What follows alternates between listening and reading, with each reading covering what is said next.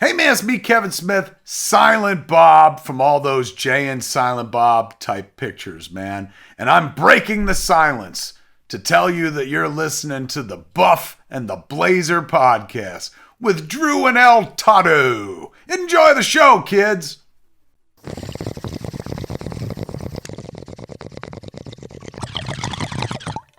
Hey, Toddo. What's going on? We got a podcast, The Buff and the Blazer. If I was a listener, where would I go to find more? You can check us out on our website, thebuffandtheblazer.com. Drew over there writes a article that goes along with every single episode. You can find all kinds of little extras on the articles, and you can listen to the podcast right there. Also, you can subscribe wherever you get your podcasts. And, of course, we're on Twitter at Buff and Blazer. Follow us there. Get those clicks, people. The Buff and the Blazer.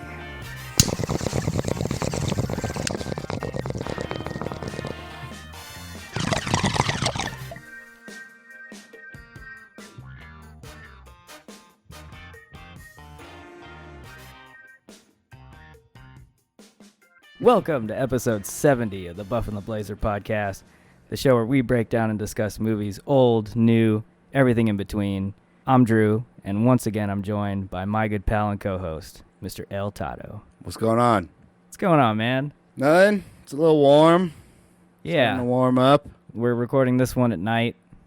A little bit different from our normal routine, but I kind of like it. It's a little cooler here. Got the I window think I have open. more energy at night, so maybe I'll be a little more enthusiastic than I normally am. Me too. I'm Maybe more of a not. night person. Since this will be coming out tomorrow, happy Mother's Day. Yes, happy Mother's All Day. the moms out there. I just got home from seeing my mom. Yeah, we got something going on tomorrow too. Yeah, moms make the world go round, and we appreciate That's them right. on the show. Before we start, though, and before I reveal what the movie is that we're talking about this week, I got to address something last week about Oh, did you got a Pinocchio. flub? So, no. Well, not a flub, but more of an addition. So, Oh, the Buff and the Blazer addition segment of Okay. last week's episode on Pinocchio. So, I had mentioned that there's a film coming out, another Pinocchio film by Guillermo del Toro. oh yeah. So, that's totally coming out. But Oh, it's going to be stop motion. Oh, So, claymation, like stop motion Pinocchio film. At the same time, there's another Pinocchio film coming out. That's the one-for-one live-action remake of the Disney Pinocchio, and that is going to be directed by Robert Zemeckis. We've done one of his movies before, right? Yeah, and I don't know. I which can't one was remember it. what. I remember that name though. Yeah, so I mean, he's done all of Tom Hanks's most amazing films, like Forrest Gump and So we got a Castaway. little Pinocchio trifecta coming this year. huh? Yeah. So it comes in bunches, and get this, so Tom Hanks is actually going to be in that one. He plays Geppetto in that movie. Oh yeah. Yeah, so it's just it's funny how it's like everyone's on the Pinocchio train right now. Cool. So yeah, just a little bit of an All right. addition from last week's episode.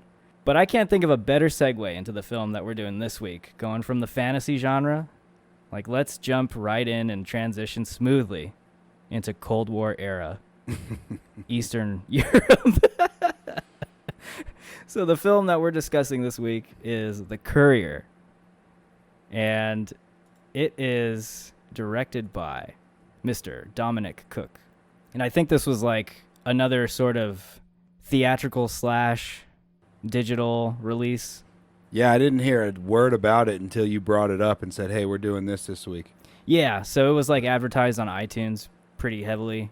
And it has some pretty big talent in it. It has Benedict Cumberbatch. It stars him and Rachel Brosnahan. She's really big too right now. So it was intriguing when I saw the cast list. And then I really didn't have much of an idea of the setting or backdrop of the movie until I started getting into it. And I thought it was interesting that it's kind of this spy genre set in the during the Cuban Missile Crisis. Yeah. But anyways, that's the film we're discussing. And yeah, we both recently saw it digitally. Saw So it what did last you- night. $20. Right. $20 rental. It's one of the $20 new Did it release just rentals. come out, or because it's got 2020 on there? But did they just release it? It to says March streaming? 19th on Oh, IMDb. okay. So it's fairly recent. Yeah. So let's jump right in. I mean, what did you think of The Courier? All right, so I don't really know how to judge this movie Interesting. Okay. because the whole time I was watching it, I was like, damn, this is good. The shooting is cool. There were some really cool shots. Yeah. There was some interesting wide angle, almost like fisheye in the beginning of this movie that I don't think I've seen once since we started doing the podcast. Okay. Okay. So that caught my eye. There's some fantastic acting. Yeah. The storyline is based on a true story, so it has that interest to Yeah. it immediately. But the whole time, I was kind of like left being like, this is a really, really good movie, but I'm just like not that pumped. Does that make sense? I feel like you're roundabout saying that the movie was a little boring. I mean, so like, I was hoping for some action. I get you. I get you. There was none. That's There's not one fight scene in this movie. And like with a spy movie, I want a little bit of action. I get you. I get And you. then from the storyline, there was like no mystery to anything. Like with a spy story, you're kind of like trying to figure shit out, and the story can be weaved together in crafty ways. I get and you. bring new things to light. And this movie basically, like, you know the whole plot and where everything's going. There's not one surprise. Mm-hmm. So I was like left being like, you know, from a technical standpoint, this movie hits all the beats, but I just feel like it was pretty mundane in the execution. I get you. Is that fair? I think that's fair. I think you're hitting on something that I felt too, where I was like, the story was interesting to me because I wasn't aware of it. Yeah, same. And don't get me wrong, like the events of the film are interesting. It's a heavy kind of topic, but like you, I wasn't as entertained as I was expecting to be. It's a little bit anticlimactic. Yeah. And I guess commenting on your point about you kind of know where the story ends up, you pretty much do, but the only thing you're not exactly sure of, if you're not familiar with the history of it all, is do they survive and who survives? And that's pretty much it. How do we want to handle spoilers in this one? It's fairly new, and it's a historical event. All right, we can get through the meat of most of the story, but let's not give away the ending. Okay, cool. How about that? Let's agree. Because there's not really anything plot-wise that we can reveal. Right. Because like the name and the short, you know, little bio of the movie basically tells you the entire plot. Yeah. But we won't give away the ending. Okay, cool. So, yeah, overall, like you, I was impressed with the craftsmanship. I thought it was really well directed, really well acted. And I just thought, despite it being a really interesting story, this is like crazy to say, but I almost wanted them to like Hollywood the film up a little bit more. Like, is that totally disrespectful to say? It might be, because I'm the same way. It's like not one fight scene. It's like you got Cumberbatch doing push-ups and sit-ups the whole movie. Let him kick someone's ass at least once. Even that, you know, I know that doesn't really play into his character, but like, yeah. Or maybe, you know, let Penkovsky kick someone's ass just once. You know? Yeah. But I mean, I guess that's just like my personal taste. And I just thought it was funny that you mentioned that too, because that's exactly how I felt. Well, there's like no mystery to it. It's a spy movie, and there's like no mystery to anything the whole time. Yeah, and that's what really got me. Maybe the problem is, and it's not just us saying this either, it's everyone else that's talking about this movie is labeling it a spy genre film. Maybe that's where we're going a little bit wrong. Maybe it's not a spy film. Maybe it's more of like a suspense. I mean, it's listed as a thriller too. Yeah, thriller, spy suspense. thriller, and it's not very thrilling. Yeah, and like I've seen a few documentaries on like Cold War espionage and spy tactics and stuff like that, and this seems like totally in line with some of the stuff they discuss in those documentaries. Like nothing real James Bond, more of just like, you know, marking light posts and stuff and handing off marking light packages post, a really cheesy camera. Yeah. and like a microphone. Right. That's like the extent of the spy material in the whole movie, which Yeah. is like pretty underwhelming. Right. So, I don't know. Well, let's dive into the story a little bit then. Okay. So, well, let me ask you this before we actually like go into characters and stuff and like start talking about the meat of the movie. How familiar are you with like the events of in general, like the Cuban Missile Crisis? I mean, it comes up in every U.S. history class Yeah. in elementary school, middle school, high school. Yeah. But this is kind of funny. I remember I was in a hotel once, and I was flipping through, and there was an X-Men movie on. Okay. Do you know what I'm talking about?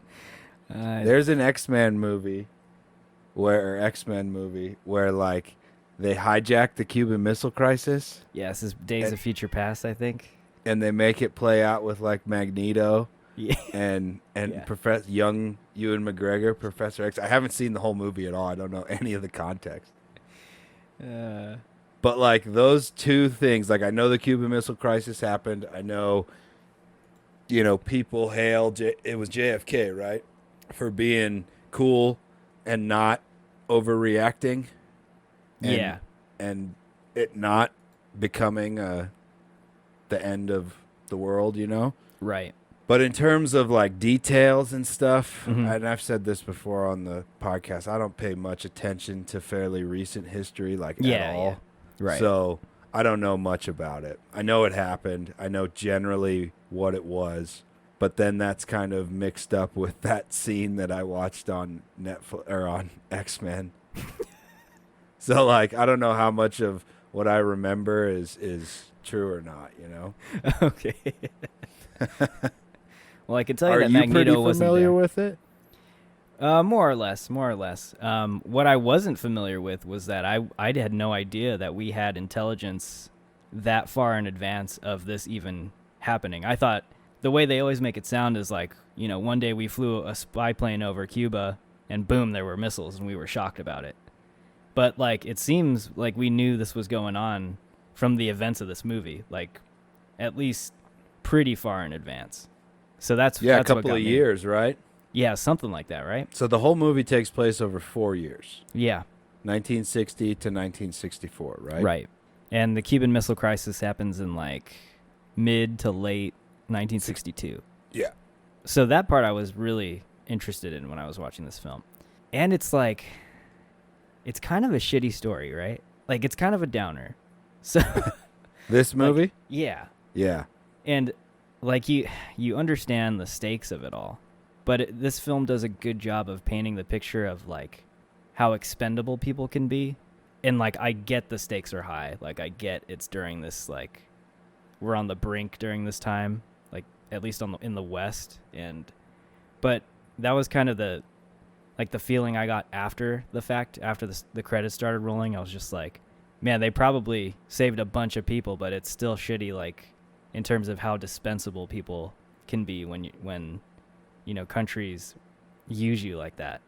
Like I mean, are you surprised? I'm not surprised, but what I'm saying is they do a good job of showing like Yeah, even the how British side, dispensable. right? Mm-hmm. Yeah. What is it? MI6. MI6? Or Yeah. What? Yeah. MI6. They seem like a bunch of dicks. You know? Don't add us MI6.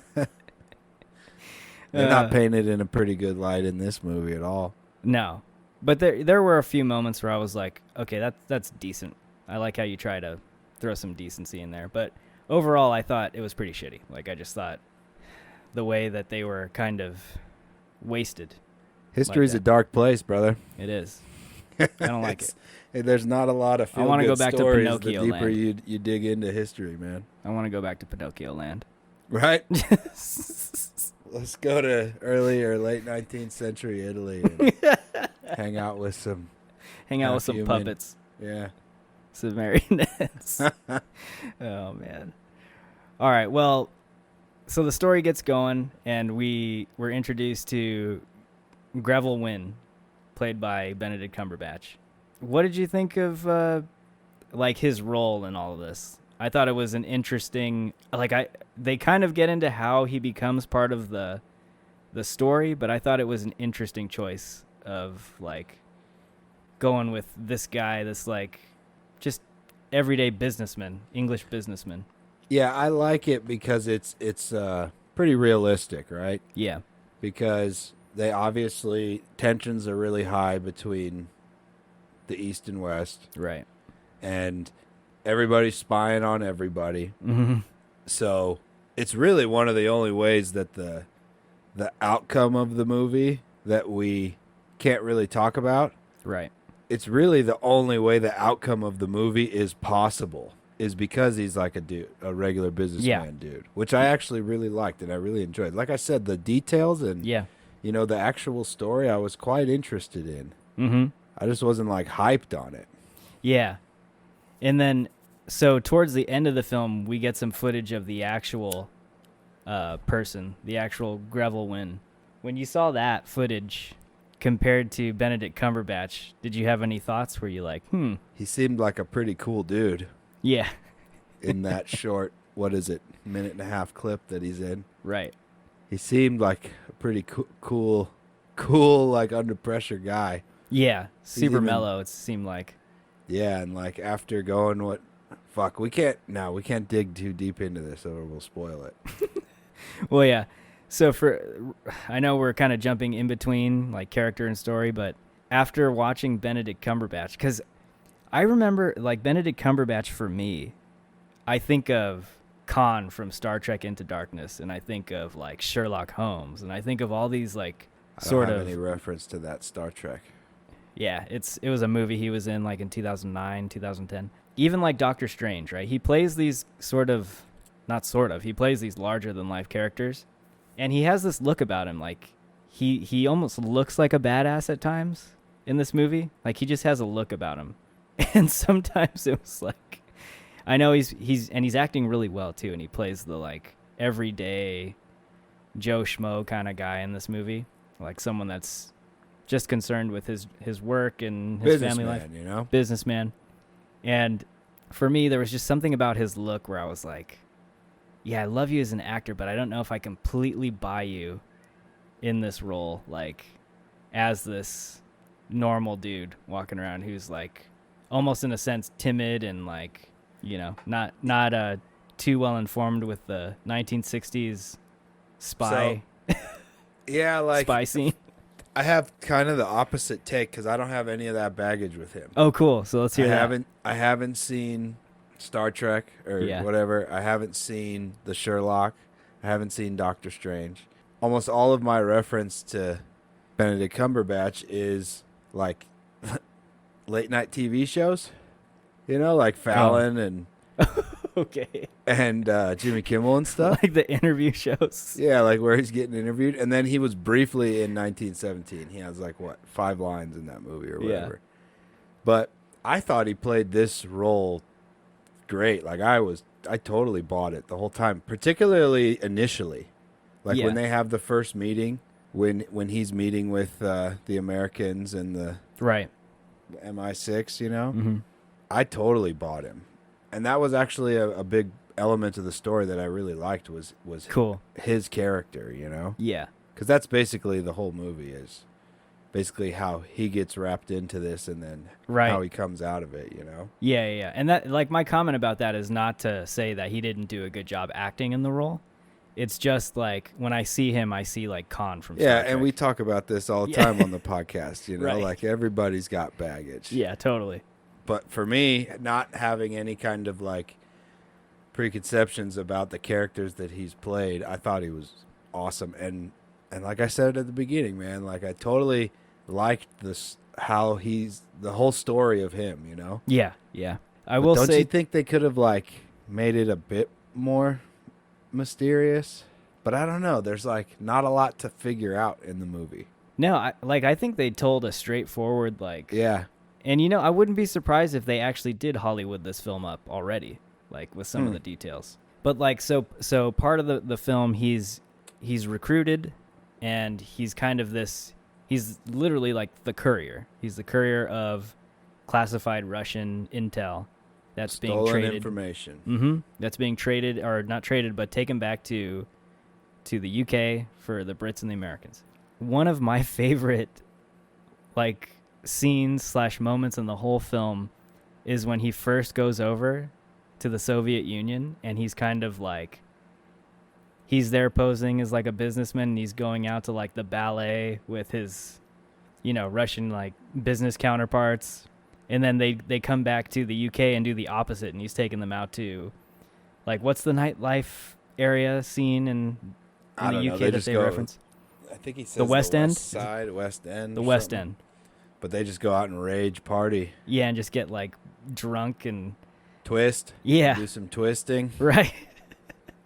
So I like that. The movie has light moments like that interspersed, and it's kind of like... It's needed because the subject matter is so heavy, and I guess it's no surprise that those were like some of my favorite moments in the movie. Yeah, I kind of felt like, and I think this was probably intentional, but I felt like all the time he was in Russia, to me, he looked suspicious. Yeah. You know? Uh-huh. Like a total fish out of water. Total fish out of water, and like, I felt like that element of the movie really gave away the culmination pretty bad, which might be intentional, So, yeah. Let me ask you this. I don't think this is a spoiler. Well, spoiler warning just in case. Were you surprised that they didn't figure out what was going on sooner? At least in the timeline of the film. Okay, so are you surprised that the Russians Yes, didn't figure out what was going that's the on question. sooner? Yeah. So I kind of think they did, and they were along for the ride. Oh, because they all right. were quite well prepared at a certain point of the movie. Yes. Yeah. So that's what I'm getting at. It kind of like gave it away pretty early on. Okay, I get Like you. he looks suspicious, Yeah. He looks uncomfortable, Right. and like from the homeboy side, the Russian guy's side, Oleg or Alex. Yeah. He likes being called Alex in English. Right. I felt like he was fucking being really suspicious too. Yeah, it is kind of suspicious when you're like two business partners and you're walking the streets late at night, like randomly all the time. In a place where everyone's watching everything all the time. Yeah. Yeah, I get you. But I don't know. I mean, the stories, I guess the point is, to me, what I'm getting at, what we're kind of talking through here is like the stuff that I feel we were shorted, the action, the mystery, the real spy stories aren't that sexy. No. And this is a much more gritty, realistic look at the story, and I can appreciate that, Right, and then I think on top of all that stuff, like the thriller, suspense stuff, this film is very much a story about the two main characters, about, Melville, or Greville Wynn, and Alex, Oleg, and about like how their relationship ends up evolving and ultimately lasting to the end. I thought that was kind of a big sort of connecting thread throughout the whole film. Yeah. And they do establish like a pretty solid relationship once the film starts going and then gets to the very end. Yeah. And I want to bring something up as a callback to an episode where I talk some shit on loyalty being presented as a virtue. Remember? Okay. Yeah. Mulan? Yeah. So Oleg is the hero of this movie, Alex Uh-huh. Penkovsky. Yeah. And he is the hero in real life, right? Right. If you are of the opinion that nuclear war was averted and you think that's a good thing, he's a perfect example of loyalty not being the highest of virtues in the grand scheme of everything. Don't you agree? Yeah. Yeah, like the best example you could give. And like, there's a virtue on her sword. Bravery is another one, right? uh-huh. He's super brave. So you get what I'm saying? Yeah. Like there's certain virtues that outvalue other ones. And he Yeah, I is get you. not loyal at all. He's loyal to like good or the right thing. Yeah, he's in loyal this movie, to which is a pretty beautiful message, Yeah. I like that. So it's not like loyalty loyalty on its own is a bad virtue to have. It's just like No, but there's plenty of examples where doing the right thing means not being loyal. right, exactly. Yeah. You know what I mean? Yeah. No, I Take that, Mulan. I like that. I like that. So we mentioned that, or you'd mentioned that the film is completely predictable. Yeah. Which it to be honest, it is kind of predictable. So I'm assuming you expected it to, the characters that bit the dust. I'm assuming that you saw that coming from a mile away. Oh yeah. Were you convinced? Even when like the big climax happens, and we won't say what it is. Yeah. But where they both automatically find themselves in a different situation. Yep. I even knew how that was gonna end up. Okay. Even not knowing the true story. Mm-hmm. But I was like, all right. And I don't want to say anything. I don't want to give anything away. But I did see where that was. But it didn't really bother me. Yeah. Because like the freaking acting in that part of the movie Mm-hmm. was insane. Yeah. Like Yeah. after the big kind of shift in this movie, Mm-hmm. Cumberbatch is like award-winning acting. Oh, dude, he's so good. He's really good. Well, I mean, we can't give that away, dude.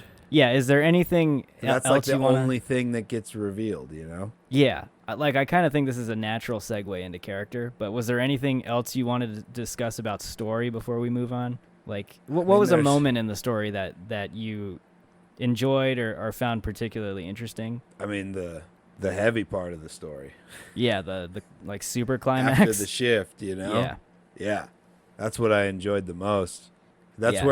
where okay, I'll say that's where it like hit me the most. Yeah, totally. Right? Cuz like there was no kind of like the first hour and 10 minutes of the movie or whatever, hour and 20 minutes, whatever it is. Yeah. There was no like thinking really hard Mm-hmm. or getting clues. Right. It was basically just like, oh, this is what they're doing. Yeah. And they're doing it for a couple of years, Yeah. right? Yeah. Yeah. But then once it shifted, I still knew where it was going, but I was like a bit more emotionally drawn in because it's heavy as fuck, you know? Totally. And like you said, it's really well acted. I think Yeah. that's part of the that's the main part of the for your consideration reel. If they ever I don't think they would submit this, but it's off season, but yeah, totally. But let's segue into character now because I think it was a real strong point throughout the film in my opinion. But yeah, let's start with Cumberbatch. Let's get him out of the way. We talked a little bit about him. He's fantastic in this movie. Yeah, it's there's a certain commitment level that he hangs his hat on. There's Yeah. certain other actors that are famous for doing it, Right. you know? I won't give it away, but he does it in this. Yeah. And that's just like a physical thing, but there's also I didn't expect to see that, to be honest. I was it like, got dark fast, and I liked that. And Yeah. his character kind of like, how will I say this? Sticking with the plan mm-hmm. is pretty impressive. Yeah. Super impressive. Like, because they're really conveying to you that these guys have talked about things and what to do in certain scenarios. Right. And under like the most insane circumstances, he's that businessman, you know? Yeah. Which is super impressive. And you can see him holding that weight in the whole latter half of the movie or latter third of the movie. Yeah. Right? Yeah, the scenes where he starts to break a little bit in the personal life, those were some like highlight moments I think for him in this movie when he's like starting to feel the strain of being involved in all of the spy game Can you happenings. imagine that? I thought they did. He really kind of showed a realistic depiction of probably what somebody who is a spy. I guess the whole ass-kicking stuff, when it's not in there, it makes you feel way more for what that person is going through, I guess, right? Right. Yeah. And then the other side of that coin is Oleg Penkovsky, played by Merab. I'm not even going to try to pronounce his last name. I'm going to kill it. Ninadizi? Yeah, we'll go with that, sure. Just because I'm too much of a coward to try and pronounce it. So I'm not super familiar with his filmography, but the guy was fantastic. And I think he was a nice sort of foil to Benedict Cumberbatch's character, because Benedict Cumberbatch is the fish out of water, kind of not keyed into all the spy stuff, whereas Oleg is totally tuned into that world. He knows the stakes of everything. He understands what's going on there. Yeah, he's a high clearance guy, and he's Yeah. got his shit together 100% of the time. And he's totally like high ranking in the Kremlin. So Yeah. he's like, yeah, totally on Khrushchev's staff and everything. So I liked how both of those worlds collide through those two characters. And their interactions, like once they start befriending one another and actually getting to know each other, those were moments that I actually really enjoyed too in this movie. I thought they were pretty strong. And they make you care by the end, like once you get to that climax. Yeah. And the fact that he's got the cover of it, it's his job to steal American and English scientific and intellectual property. That's like his job. Yeah. Is so crazy. Like, it's so crazy that's why it's a true story, right? Yeah. You couldn't really think that up. Because Right. he's got like this sneaky cover within. Like, it's his job to like get assets in the West. Mm-hmm. So he automatically has his like foot in the door to having this, but to keep it from everyone, even your wife and kid, Yeah. he's like such the hero. Yeah, totally. He's such a hero in history, you know? Yeah, and it's nuts. Like, I was never exposed to this story, so I had no idea Same here. this was a thing. And I don't know if that's because it's like holdover from that like Soviet era where it's just, they're not going to mention anyone from that regime at all. But yeah, the dude's like a fucking hero. Like, Dude, well, there's also another Russian dude that like got orders to launch. Forgive me, I don't know his name or anything, but I've heard about him. I'd heard of the story. Yeah. He was like in a launch facility, and he got orders to launch nukes at some point, and he didn't do it. Yeah. And I can't remember if it was like a false alarm or whatever, Shit. but Yeah.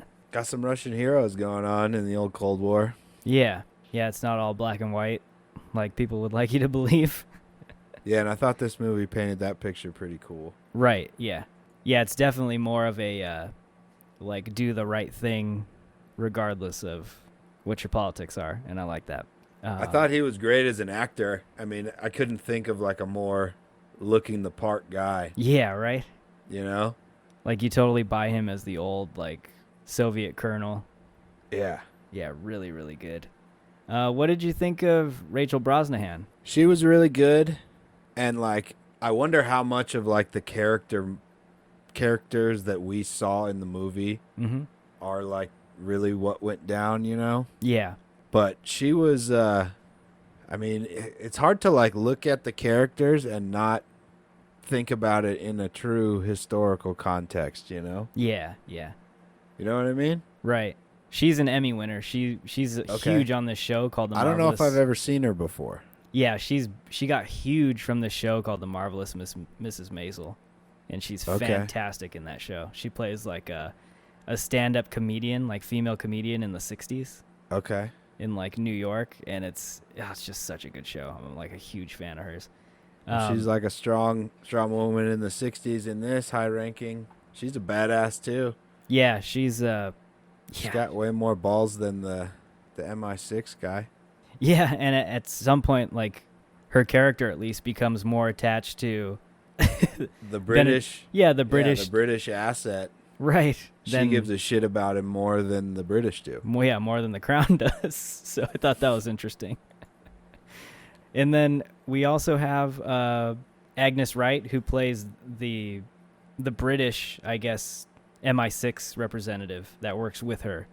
And Angus or Agnes? I think it's Angus. Angus Wright. And he's like another, I couldn't think of anyone better to have in that role. He looks like the total, when I think Yeah. of someone like MI6 official, real life British intelligence person, I think of someone like him. Totally. Yeah. Totally. You know what it could be? It's just the accent, maybe. They just sound cooler. I don't know. But yeah, he was like really kind of measured and calm and trying to be the rational player. And he has a line like once things kind of go awry and Rachel Brosnahan's character comes up to him and she's just like, "You were right." I liked the moment where he was like, "You were right too." Like Yeah. we had to try. Right? Like he kind of paints he really gets the point across with that line that like he knows what the right thing was to do at all times, but like he's weighing everything. Yeah. Like and for them, like just cutting the old Cumberbatch loose was like, Yeah. it is what it is, you know? Right. But he knows that's wrong, but like as when you're working for like the security of a whole country, Yeah. things change, right? Right. And then we had a return. Yep. So Jessie Buckley, Yeah. she plays the wifey. Sheila? Yeah, Sheila, and she does such a good job again. So we did I'm Thinking of Ending Things, and I loved her in that movie. She's really good again in this one, and I loved how she conveys that like that concern and the weight and strain of their personal relationship so well. And she just thinks the whole time he's having like an affair. Yeah. She goes through quite a roller coaster in this movie, Yeah. and I gotta hand it to her for some of the heavy shit. She's in basically the heaviest scene in this movie. Yeah. She's equally in it with Cumberbatch, and it is some really impressive stuff from an acting standpoint. Yeah, for sure. So it was nice to see her again. And then I guess I'm trying to go through the cast list here. It becomes a little bit more like supporting characters after that. But yeah, all the main players I think in the cast that we really spend time with, I thought they were all fantastic. Kind of, was this movie up for anything, or is this missed the cut timeline-wise? It missed the cut, I think. So this will be, so they're in that kind of like bad zone, right? Yeah, they're in right kind of after, or right during. they're just too late.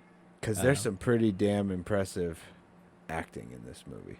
Yeah, I thought so too. Like from a timing standpoint, I bet Cumberbatch is pissed because he puts on a hell of a performance in this movie. He does, man. And the thing I like about him too is like on a dime, the dude, he's just very versatile, I think. And even though like maybe I didn't completely buy him in this role because I'm so used to seeing him as like, he plays this really sort of menacing character in Star Trek called Khan.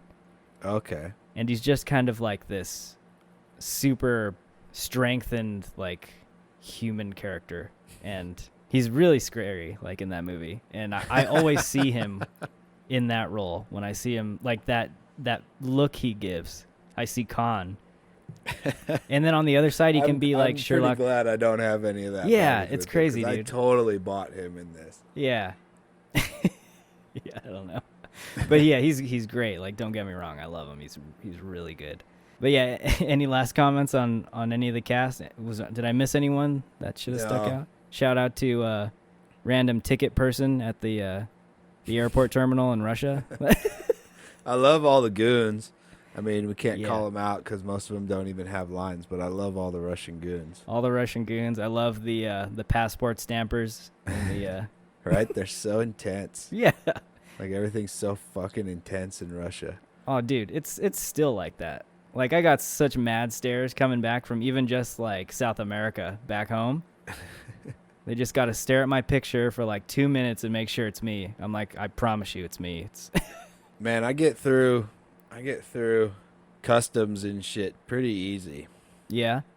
Every country I've gone to. I've got hassled more on domestic flights in the U.S. than I have flying Really? international, yeah. Oh wow. Yeah. Well, you're One guy was giving me and my lady some shit when we were trying to leave England at the airport, and it was because we looked like complete trash. We were up drinking all night the last night before we came home. We were like have an hour sleep and totally drunk still, and like trying to get through security all flustered and hungover, you know. That's the only guy, and I that's all I said to him. He like pulled us aside and asking us all these questions like, how long were you here? What were you doing? And like I was answering all the questions, and he was like, why isn't your wife saying anything? And I was like, dude, we're like completely hungover. I was like, we're on like 1 hour sleep.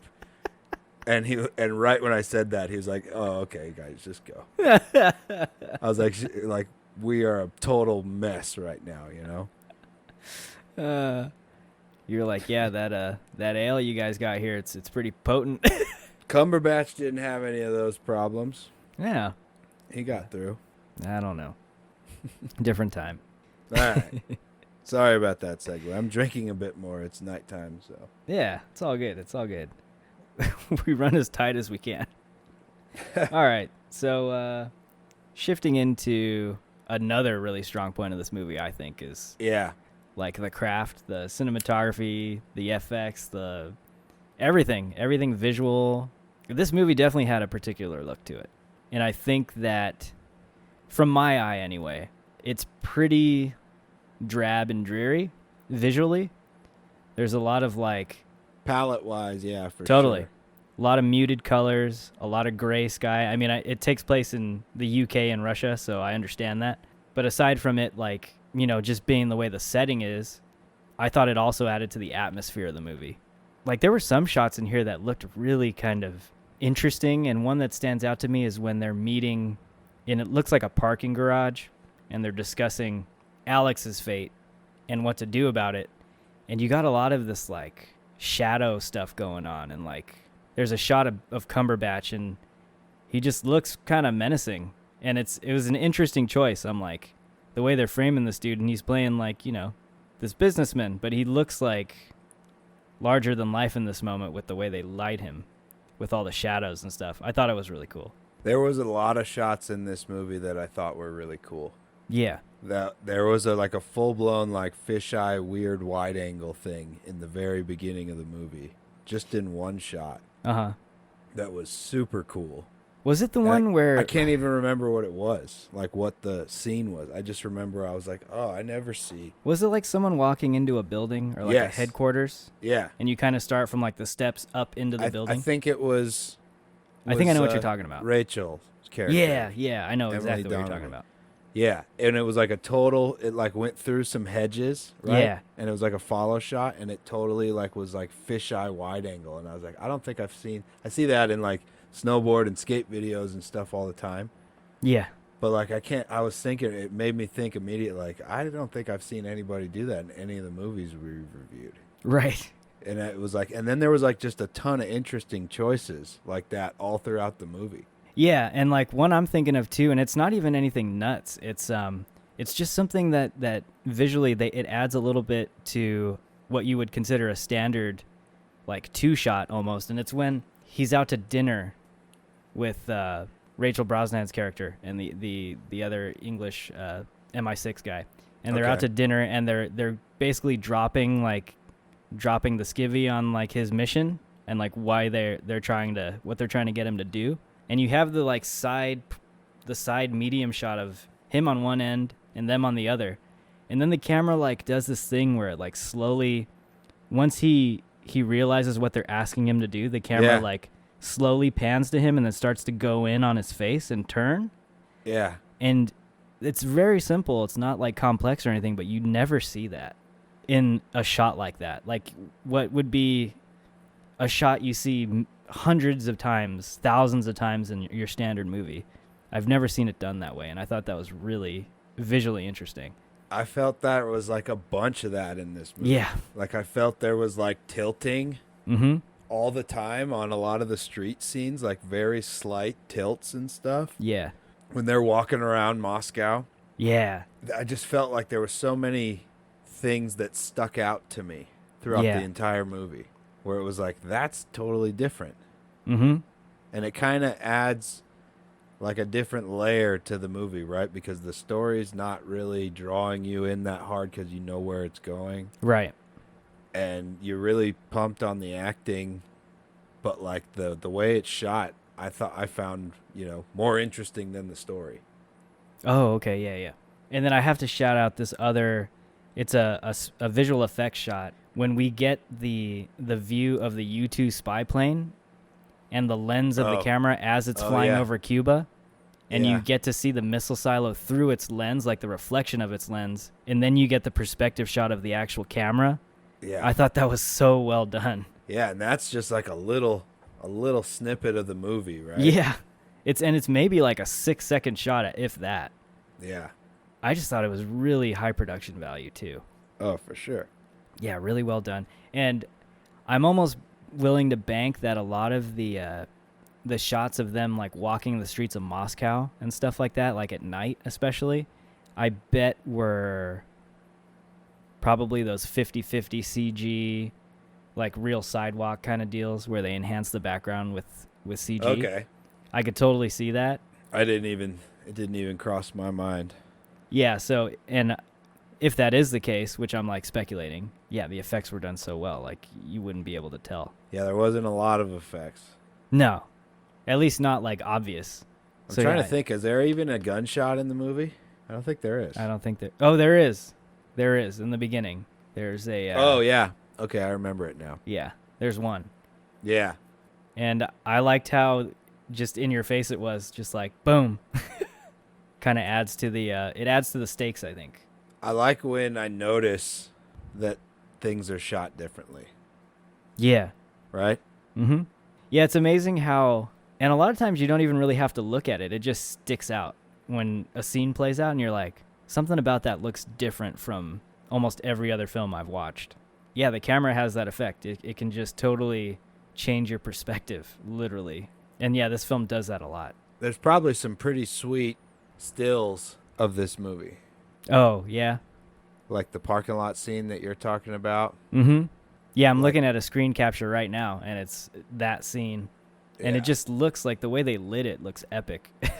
There's Like a lot it of super interesting lighting choices too, right? Yeah, totally. There's some major shadow action in a lot of the dialogue scenes.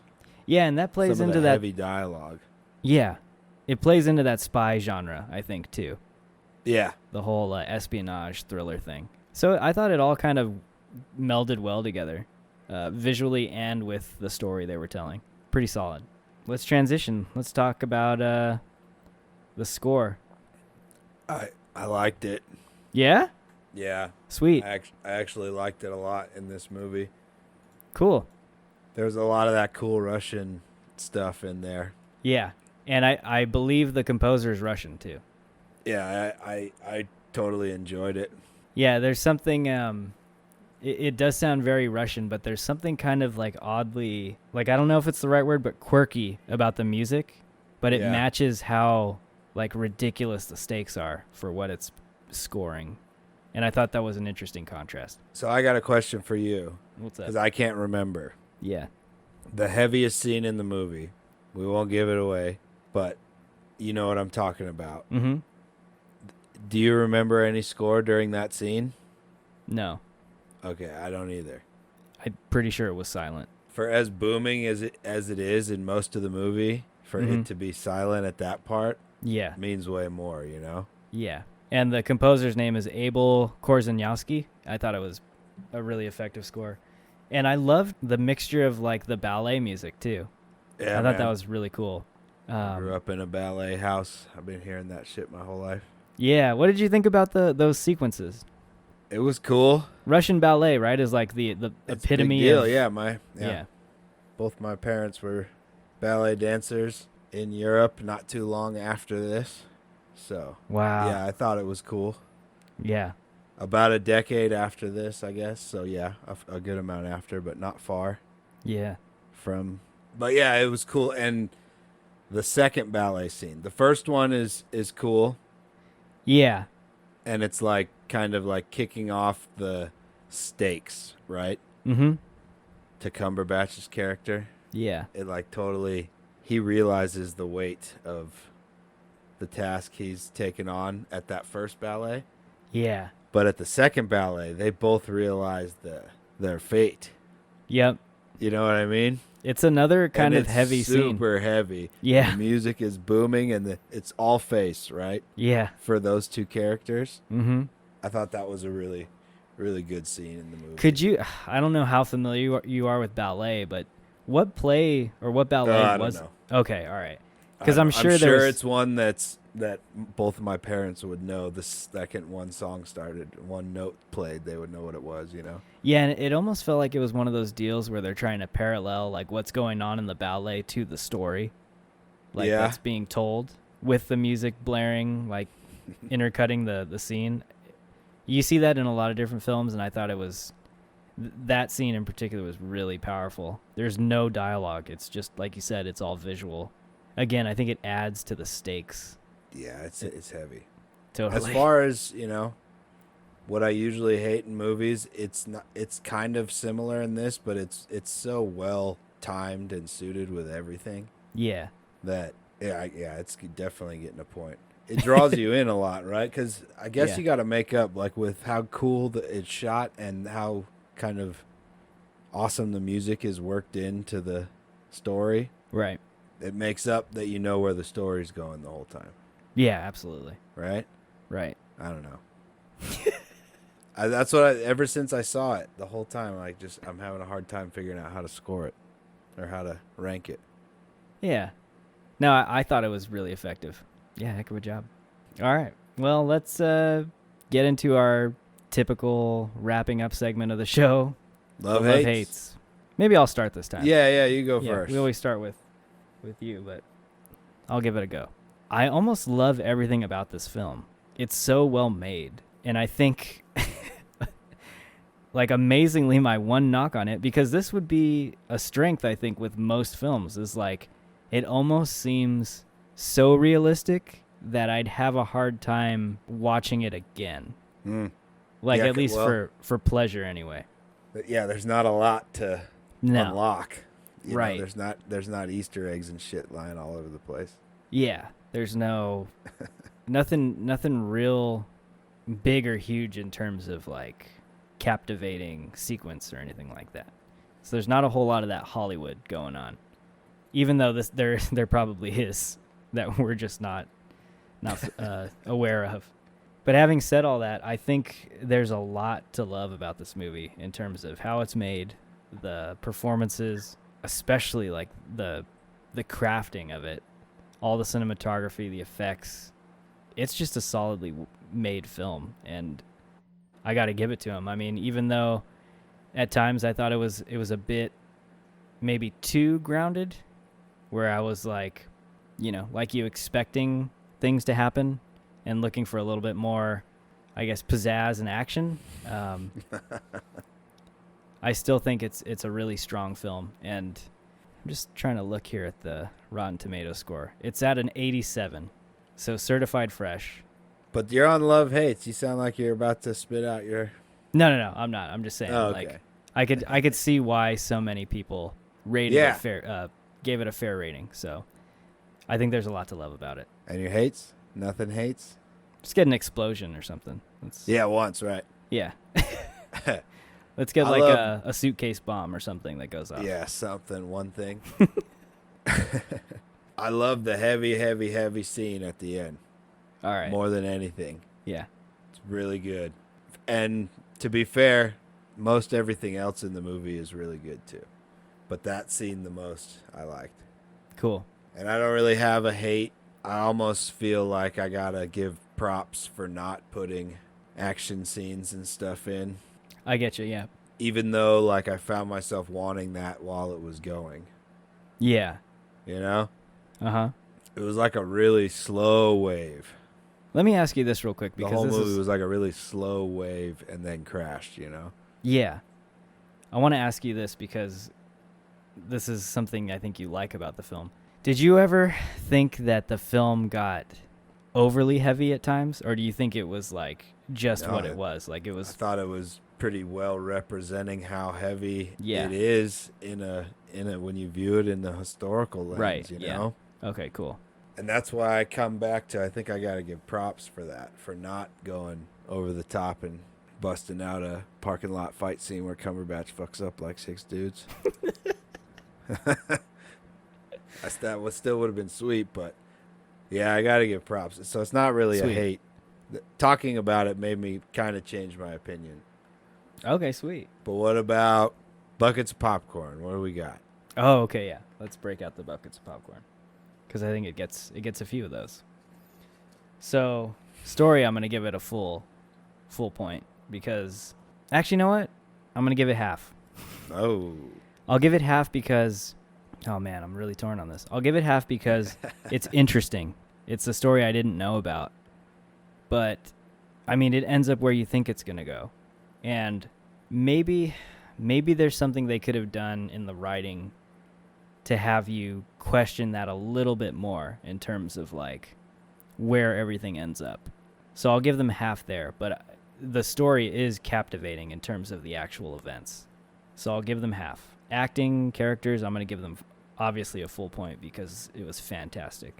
Cinematography, FX gets another full point because I thought it was really well made and it looked incredible. Score gets a full point. I liked it. So what am I at? 2.5? Where your feels at? I liked it. I liked the film. That's 4.5, eh? Yeah.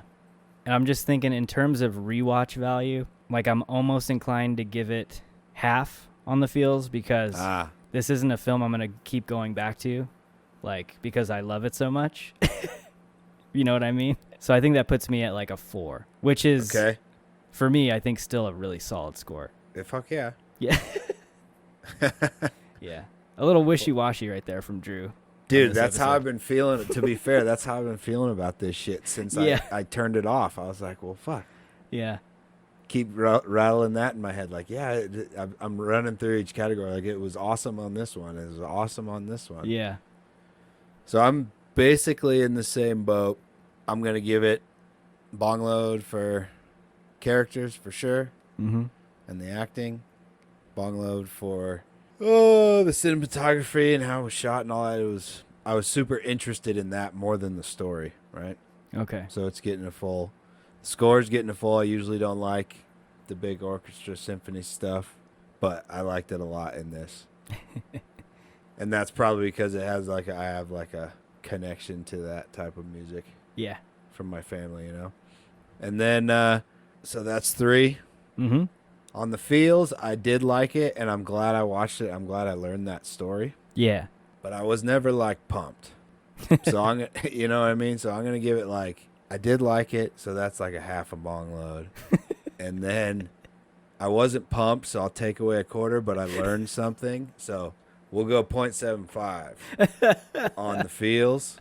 Okay. Right? Do you get my reasoning there? I get you. And then on the story, I'm gonna go a half. All right. Because I'm glad I learned it and it's interesting. Yeah. But like the same thing, there wasn't much mystery to anything the whole time. Gotcha. Okay. Or like there wasn't like an aha moment where you figure something out, you know? Right. That just gives you that little rush. I didn't get that, so half. So what's that? 1, So 2, is that 3. 4.25? Yeah, 4.25. All right. There we go. All right. Yeah. That's doing some math on the podcast. It was a good time. I'm trying to like categorize, right? Yeah. Within each element that we have to look at. Yeah. No, I think it's fair, and I think. And there's just like a wow factor that you got to hold back from with this movie because there's not really like a big wow factor ever, right? Yeah. I mean, aside from like the actual story itself, like it's. Yeah. It's just like a really heavy story with some awesome acting and some really heavy shit. Right. Would you recommend the movie? Would you recommend it? I think so. Yeah, just from a history standpoint, yes. For sure. For sure. If it's indeed, I wonder how cooked up it is. Who knows? Yeah, and like, I don't know the straight history of this event, but yeah, but the way it's presented in this, it's good to learn it. Yeah, totally. And I liked how they intermixed like the real footage of the 60s and like the addresses and stuff. I thought that was pretty interesting too. Well, cool.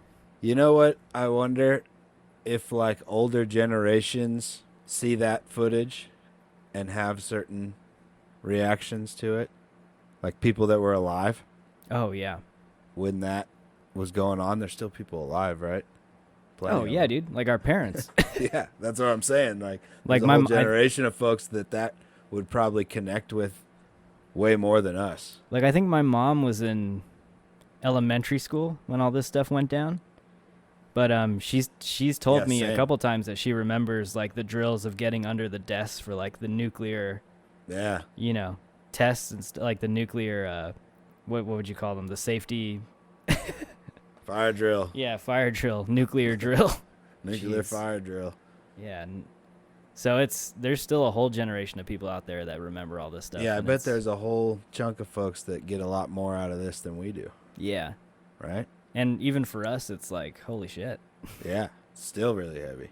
Yeah. Well, I thought it's pretty solid. I think Is it worth $20 to rent? That's a better question. I wish I could have bought it. Even I know, though I right? don't really want to watch it again. If you're paying $20, it's like, just give me the movie then. Yeah, I know. Unfortunately, that's the state of things right now. It's like $20 because it's supposed to be in a theater. But anyways, maybe wait till it streams if you can. If you're looking for something new to watch, it's worth your time. Well, that's all I got, man. You got anything else before we head on out? No, man. Good movie, kind of bad timing, I think. Bad timing. Because there's some heavy, like, award-level acting in this movie, for sure. Yeah, totally. I think. Well, they'll get them next time. The sequel. Word. Happy Mother's Day. Happy Mother's Day, everybody. Thanks for sticking around with us again. And we will catch you on the next episode. Have a great week. Peace.